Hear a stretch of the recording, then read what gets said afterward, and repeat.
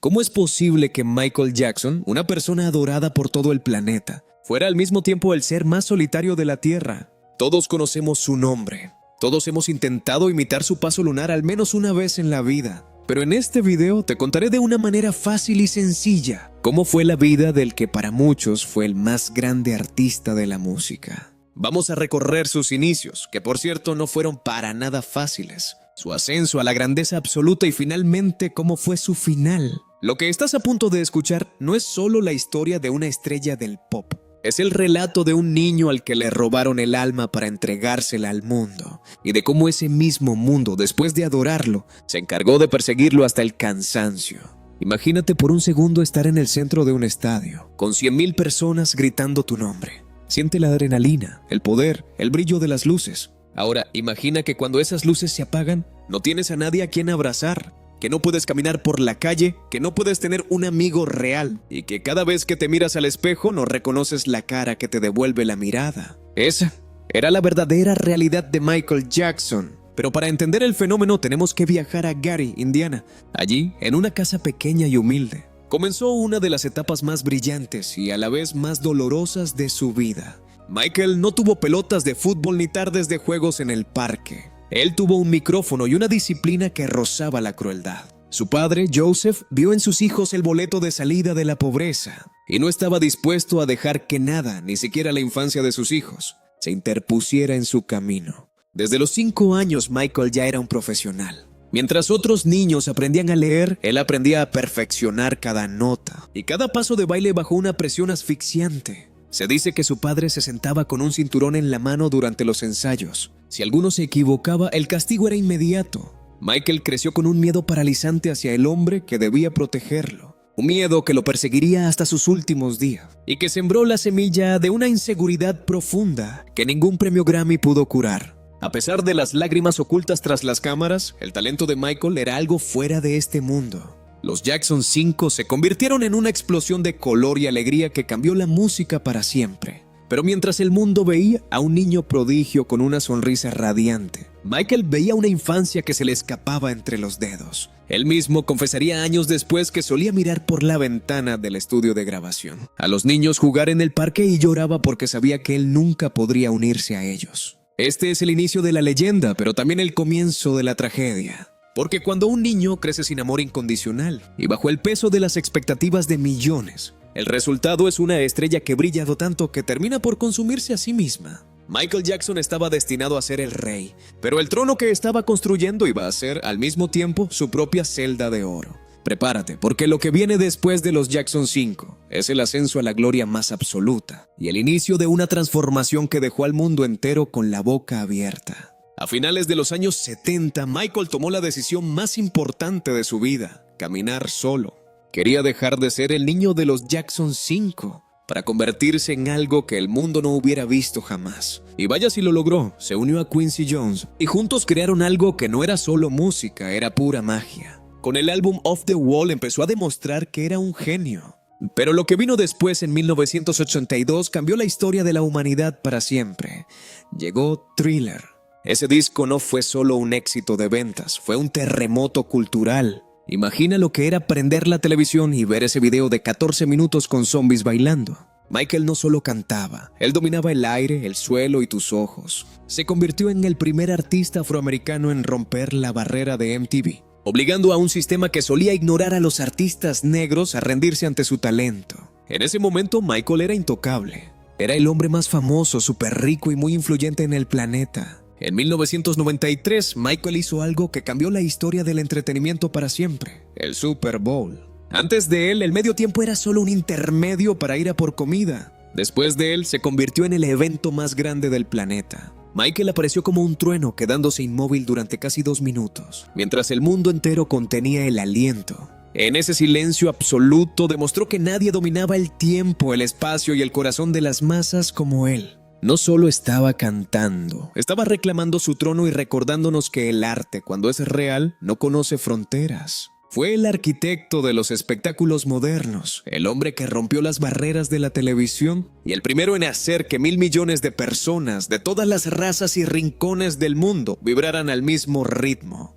Cuando Michael Jackson bailaba, las sombras desaparecían y solo quedaba el asombro. Pero es justo aquí, en la cima de la montaña, donde las grietas empezaron a aparecer. Si te va gustando el video hasta ahora, por favor dale al botón de suscribirse o seguir, eso me ayuda muchísimo. Continuemos. Vamos a retroceder un poco. En 1984, mientras filmaba un comercial para una famosa marca de refrescos, ocurrió un accidente que marcaría un antes y un después en su vida y en su cuerpo. Michael siguió bailando unos segundos sin darse cuenta de que su cabeza estaba envuelta en llamas. Un error técnico con la pirotecnia hizo que su cabello se prendiera fuego. El resultado fueron quemaduras de segundo y tercer grado. Dicen sus allegados que el dolor físico nunca lo abandonó desde aquel día. Ese accidente fue la puerta de entrada a un mundo oscuro de medicamentos fuertes para calmar el dolor. Una dependencia que lo acompañaría en secreto durante décadas. Y luego estaba su rostro. El mundo empezó a notar que la nariz de Michael cambiaba, que su piel se volvía más clara.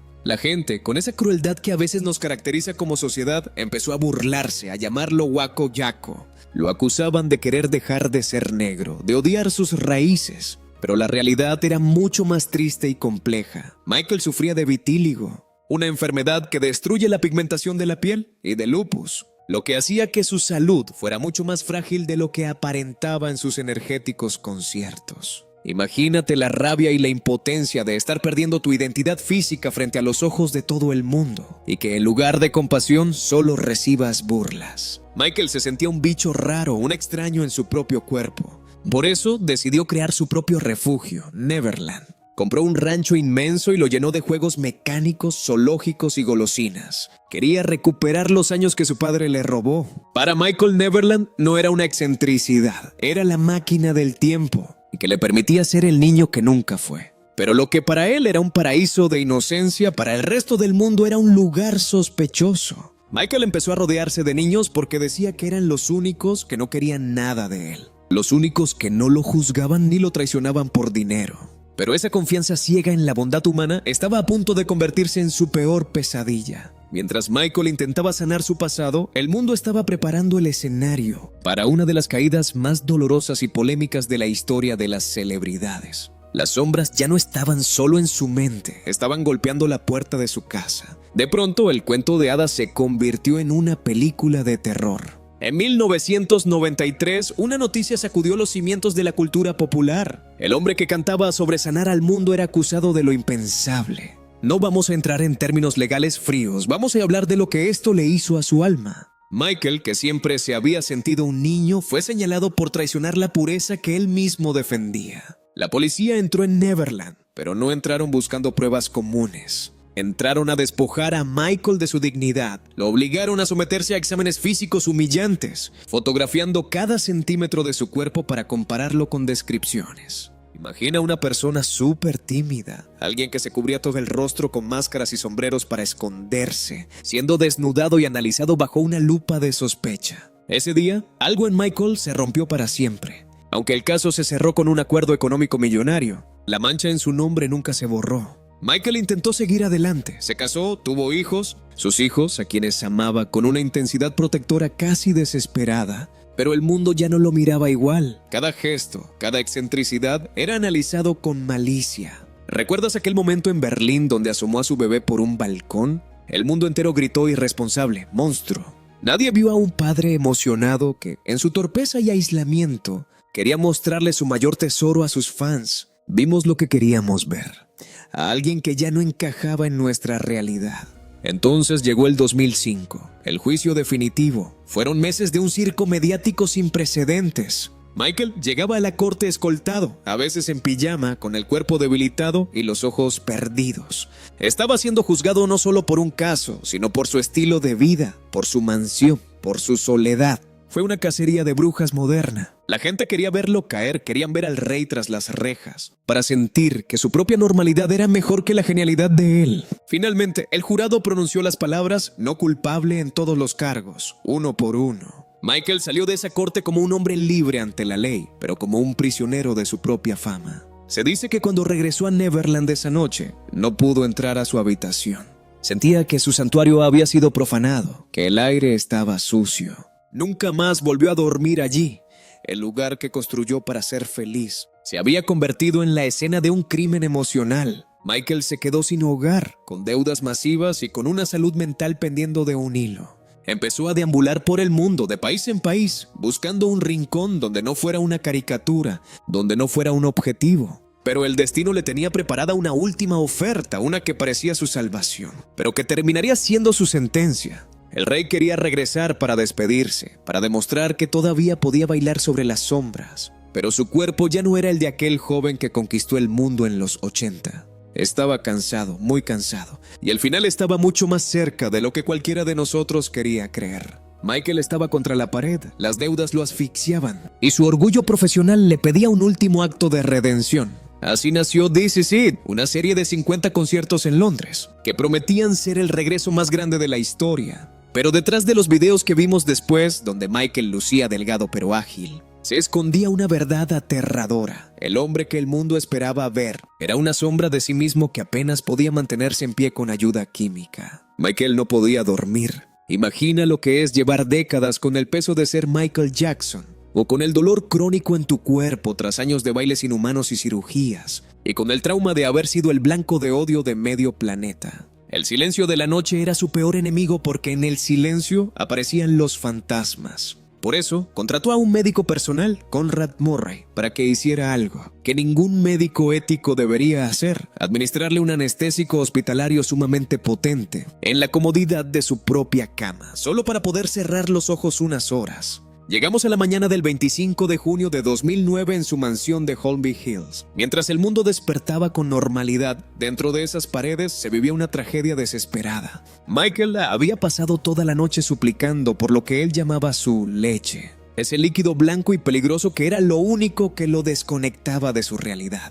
Murray cedió y le inyectó la dosis fatal. Mientras el rey del pop caía en un sueño profundo, su corazón, ese corazón que había latido al ritmo de los mejores beats de la historia, empezó a fallar. Lo que ocurrió después fue un caos de negligencia. Murray se dio cuenta de que Michael no respiraba, pero en lugar de llamar inmediatamente a emergencias, intentó una reanimación torpe sobre una cama blanda, algo que cualquier estudiante de medicina sabe que no funciona. Pasaron minutos vitales, minutos en los que la luz más brillante de la música se estaba apagando, en una habitación llena de medicamentos y soledad. Cuando finalmente los paramédicos llegaron, el rostro que encontraron no era el del ídolo de masas, sino el de un hombre frágil, extremadamente delgado y desgastado por la vida. La noticia se propagó como un incendio forestal. Internet se rompió literalmente. Google y Twitter colapsaron. Nadie podía creerlo. El mundo entero se detuvo. Gente que nunca lo conoció lloraba en las calles de Tokio, de Nueva York, de favelas en Brasil y de pueblos en África. En ese momento, todas las burlas, todos los juicios y todos los chismes desaparecieron. Solo quedó el vacío. Nos dimos cuenta demasiado tarde de que habíamos tenido a un genio entre nosotros y que en lugar de protegerlo, lo habíamos consumido hasta que no quedó nada. Pero la verdadera indignación surge cuando se supo la verdad de sus últimas horas. Michael no murió por causas naturales, murió víctima de un negocio de sí señor, donde el dinero mandaba sobre la salud. Fue una muerte evitable, una muerte provocada por la presión de una industria que lo necesitaba en el escenario a toda costa para cobrar las entradas y por un médico que olvidó su juramento por un cheque mensual. Michael Jackson se fue solo, en una casa que no sentía suya, mientras sus hijos jugaban en la habitación de al lado, sin saber que su mundo estaba a punto de desmoronarse para siempre. El mundo se vistió de luto, pero tras las lágrimas llegó la rabia. ¿Cómo fue posible que el artista más grande de todos los tiempos terminara así? La investigación reveló una realidad desgarradora. Michael era una máquina de hacer dinero para muchos, pero un ser humano para casi nadie. El juicio contra Conrad Murray sacó a la luz grabaciones que nos rompieron el corazón.